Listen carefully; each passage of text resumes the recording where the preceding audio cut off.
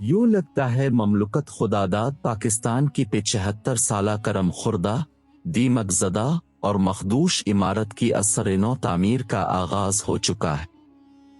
इसकी बुनियादों में छुपे वो तमाम कीड़े मकोड़े जिन्होंने इस इमारत को खोखला किया, वो सब अपनी आखिरी लड़ाई लड़ रहे हैं। कोई एक तबका ऐसा नहीं जो फख्र से अपना सर बुलंद करके कह सके कि इस 75 साला लूट मार में इसका हिस्सा नहीं रहा। इस वक्त तो आलम यह है कि इस मरहूम कौम के तन मुर्दा में गोश्त न होने के बराबर है और तमाम गिद्धें आपस में लड़ रही हैं। बात अब निज़ामी अदल की बुलंद व बाला इमारतों के बड़े बड़े ऐवानों तक जा पहुंची है। दुनिया का इब्तिदाई आफरीनिश से ये उसूल रहा है कि जब झगड़ा बढ़ जाए, तस्फिया करना मुमकिन ना हो और कोई इंसाफ से काम ना ले तो फिर आपस में दस्त व गिरीबां गिरो किसी जिरगे, पंचायत और जदीद दौर में अदालत जा पहुंचते हैं। उजड़, गनवार, जाहिल और तहजीब की रोशनी से नाआशना लोग जो गारों, दरख्तों की क्योहे या छोटी छोटी बस्तियों में रहा करते थे, उनके यहाँ भी इस कदर शऊर मौजूद था कि वो जब अपना मामला किसी पंचायत अजिरगे के सामने ले जाते तो मुकम्मल भरोसे और एतमाद के साथ ले जाते और उनके फैसले पर सिरे तस्लीम खम करते और मन व अनिस पर अमल दरामद करते। जिरगे या पंचायत में अगर राय का इख्तिलाफ भी आता तो उसे इस मामले की हद तक रखा जाता और ज्यादा से ज्यादा फैसले में इख्तिलाफ किया जाता। लेकिन ऐसा तो गनवार कबाइलियों और तहजीब नाआशना देहातियों में भी कभी नहीं हुआ कि उनके जिरगा मेंबरान या पंचायत के पंच आपस में दस्त व गिरीबा हो जाएं और पूरी बस्ती दम बखुद रह जाए कि अब उनको ठंडा कौन करेगा। पाकिस्तान में जहां और लातादाद बुराइयों के आगाज का सहरा शरीफ खानदान के सर बंधता है, वहीं अदलिया के अंदरूनी इख्तिलाफ को अवाम में तमाशा बनाने के मकरूह फेल का आगाज भी उन्हीं जाती शरीफ की अता है। दूसरी दफा जब नवाज शरीफ 2/3 अक्सरियत से जीत कर आए तो पांव जमीन पर नहीं टिकते थे। हर किसी को गुलाम बनाने की डून उनके सर पर सवार थी। वजीर आजम बनने के बाद वो फैसलाबाद के दौरे पर गए और अपने साथ पाकिस्तान टेलीविजन के कैमरे भी ले गए। एक खुली कचहरी लगी। मुस्लिम लीग के रहनुमा और नवाज शरीफ के रिश्तेदार शेर अली को महकमा अनहार के एक शरीफ अलनफ्स ऑफिसर पर गुस्सा था कि वो उनकी बात नहीं मानता। ये ऑफिसर इस कदर ईमानदार था कि गुजर औकात के लिए रात को होम्योपैथिक क्लिनिक करता था। शेर अली इसके खिलाफ धाड़ रहा था और 2/3 अक्सरियत वाले वजीर आजम का चेहरा लाल होता चला जा रहा था। और फिर एकदम फरमाने शाही जारी हुआ। हथकड़ी लगा दो और इस ऑफिसर के साथ 3 एहलकारों को हथकड़ियां लगा दी गईं। चीफ जस्टिस सज्जाद अली शाह ने अज खुद नोटिस लिया और कहा कि ये वजीर आजम कोई शहंशाह तो नहीं कि सूबाई मामले में मुदाखलत करता फिरे, और उन चारों को बहाल कर दिया। चीफ जस्टिस का ये इक़दाम नवाज शरीफ की आमिराना तबीयत को नागवार गुजरा। इतने में एक और वाकया हो गया। वॉबडा अपनी वसूलियों की एक मुहिम पर निकला हुआ था कि चीफ जस्टिस ने ये वसूलियां रोक दी। वजीर आजम नवाज शरीफ ने काबीना की मीटिंग में इंतहाई हकारत के लहजे में कहा, देखो ये क्या कर रहा है। अभी ये मामला ठंडा नहीं हुआ था कि नवाज शरीफ के दिमाग में दहशतगर्दी के खिलाफ खुसूसी अदालतें कायम करने का खुमार चढ़ा।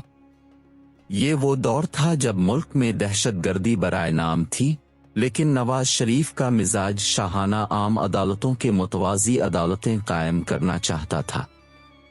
चीफ जस्टिस सज्जाद शाह इस पर राजी न थे। बात यहाँ तक आ पहुंची कि चौधरी निसार अली खान को हुक्म दिया गया कि वो चीफ जस्टिस के खिलाफ करारदाद लेकर आए। करारदाद के मतन की जिम्मेदारी उस वक्त के सेक्रेटरी कानून और साबिका चीफ जस्टिस साकिब निसार के जिम्मा थी, जिन्होंने शहबाज शरीफ के जरिए गुस्सा ठंडा करवाया, मगर जज्बा इंतकाम ठंडा ना हुआ। उसके बाद वो खेल शुरू हुआ जिसने पाकिस्तान के अदालती निज़ाम की बुनियादें हिलाकर रख दे। नवाज शरीफ ने सुप्रीम कोर्ट क्वेटा बेंच में तैनात अपने मंजूरी नजर जज हजरात को सज्जाद अली शाह के खिलाफ फैसला करने को कहा। क्वेटा में होने की वजह से इस सारे ड्रामे का मैं ऐनी शाहिद हूं। पिटीशन जमा करवाई गई। सज्जाद अली शाह ने रजिस्ट्री के दफ्तर को ताला लगवाकर मुताल्लिका अफराद को इस्लामाबाद बुलवा लिया। रातों रात ताला तोड़ा गया और 3 जजों ने अपने ही चीफ जस्टिस के खिलाफ पिटीशन सुनना शुरू कर दी। बहरानों का देवता शरीफ अल-दीन पीरजादा वहां दलाइल देता और हाल खिंचा खच भरा होता। कहा जाता है कि ऐसे में जस्टिस रफीक तारड़ एक बरीफ केस के हमरा क्वेटा के एयरपोर्ट पर उतरे। बेंच ने चीफ जस्टिस को बरतरफ कर दिया, लेकिन इसके जवाब में चीफ जस्टिस ने बेंच का हुक्म कालअदम करार दे दिया, मगर जस्टिस सईद अज़मा सिद्दीकी ने अपने ही चीफ जस्टिस का हुक्म मुअत्तल कर दिया। नवाज शरीफ ने सज्जाद अली शाह की जगह अजमल मियां को चीफ जस्टिस बनाने की समरी सदर फारूक लगारी को इरसाल की, क्योंकि क्वेटा बेंच ने उन्हें सबसे सीनियर करार दिया था। यहां से कशमकश अपने उरूज पर जा पहुंची। नवाज शरीफ ने काबीना में दावा किया कि फौज के सरबराह जनरल जहांगीर करामत हमारे साथ हैं, लेकिन सदर के प्रिंसिपल सेक्रेटरी शमशीर अली खान लिखते हैं कि एक दिन मीटिंग के बाद जहांगीर करामत मेरे दफ्तर आए और ईवान सदर के पैड पर कच्ची पेंसिल से लिखा हम तुम्हारे साथ हैं और कहा कि ये सदर को दे देना, और चले गए। ऐसे में 27 नवंबर 1997 का वो दिन आ गया जब पंजाब हाउस से मुस्लिम लीग नून के जथे अपने लीडर की अना की तस्कीन के लिए सुप्रीम कोर्ट पर चढ़ दौड़े और जजों को अपनी जान बचाने के लिए चैम्बर में छुपना पड़ा। चौधरी शुजात और गोहर अयूब दोनों अपनी किताबों में लिखते हैं कि नवाज शरीफ कहते फिरते थे कि मेरी ख्वाहिश है कि मैं इस चीफ जस्टिस को एक दफा हथकड़ी लगवाऊं। जब सुप्रीम कोर्ट पर हमला हो रहा था तो सज्जाद अली शाह ने आइन के आर्टिकल 190 के तहत फौज को बुलाया, लेकिन जहांगीर करामत की वो तहरीर कच्ची पेंसिल की तरह कच्ची ही साबित हुई। फारूक लगारी शरीफ अल नफ्स आदमी थे, इस्तीफा देकर चले गए और सज्जाद अली शाह 3 हफ्ते की रुखसत पर रवाना हो गए। उनकी गैर मौजूदगी में सुप्रीम कोर्ट के तमाम जजों ने फुल कोर्ट बेंच बनाया और सज्जाद अली शाह को बुलाया कि बताओ कि तुम्हें 3 साल पहले गैर कानूनी तौर पर कैसे चीफ जस्टिस लगाया गया था। फैसला हुआ और अजमल मियां को पाकिस्तान का चीफ जस्टिस लगा दिया गया। इनामात की बारिश में रफीक तारड़ को सदर पाकिस्तान बनाया गया। सईद अज़मा सिद्दीकी को पहले सदारती उम्मीदवार और फिर बिस्तरे मर्द पर सिंध का गवर्नर लगा दिया गया। किस्मत बेचारे जनरल जहांगीर करामत की खराब रही कि नवाज शरीफ ने इनमें खुददारी के जरासीम देखे और उनसे इस्तीफा ले लिया।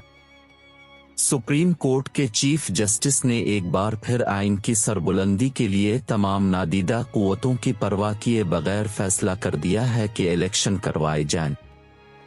देखें इस पर कैसे अमल दरामद होता है या फिर सब दावे कच्ची पेंसिल की तहरीर साबित होते हैं।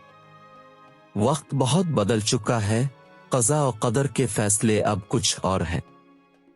1997 की अदालती जंग को सिर्फ चंद अफराद, अखबारात या इक़्तिदार के ऐवानों में मौजूद लोग जानते थे, लेकिन मौजूदा जंग के गवाह 22 करोड़ अवाम हैं जो अब ममलकत पाकिस्तान की तबाही के जिम्मेदारों को खूब पहचान चुके हैं और वो बुनियादों में छुपे उन किरदारों को बाहर निकाल कर दम लेंगे जिन्होंने इसे खोखला कर दिया है।